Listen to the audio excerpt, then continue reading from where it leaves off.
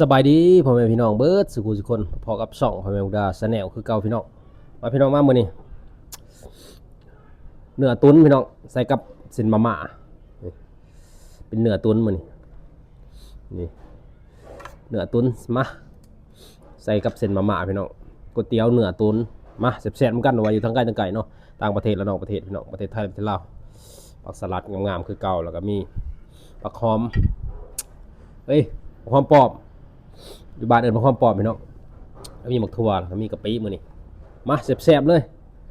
อู้ยเสิร์ฟก่อนพี่น้องเสิร์ฟก่อนตัวผักยาวเฮามาอืม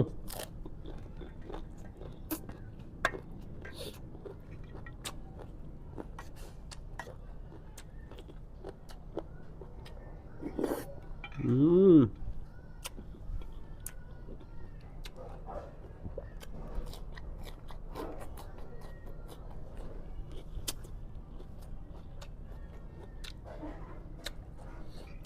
เนี่ยเป็นเนื้อตุ๋นพี่น้องแบบ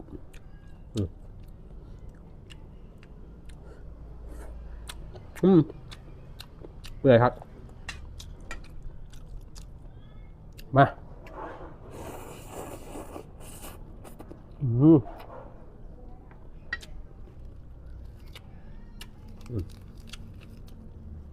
งาม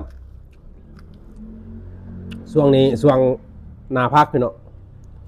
นาพักอันนี้สลัดอืมอืมมันก็สิงามเนาะช่วงนาพักพักก็งามมาเดี๋ยว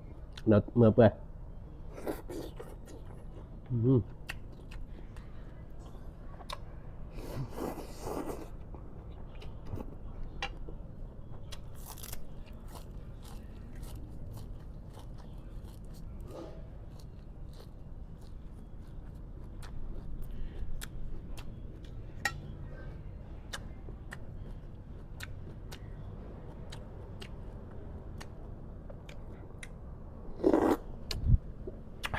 อืมอืมลูกชิ้นเนื้อ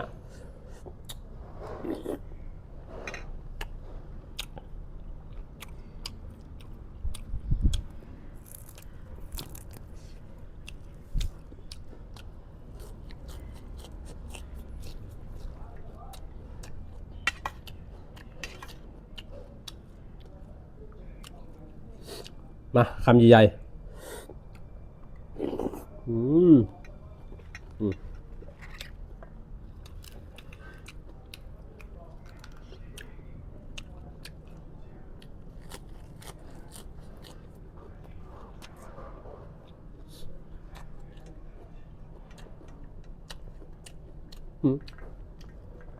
ขาดอย่างเดียวไปน้องเอ้ยลืมพริกเอาพริกไงมากัด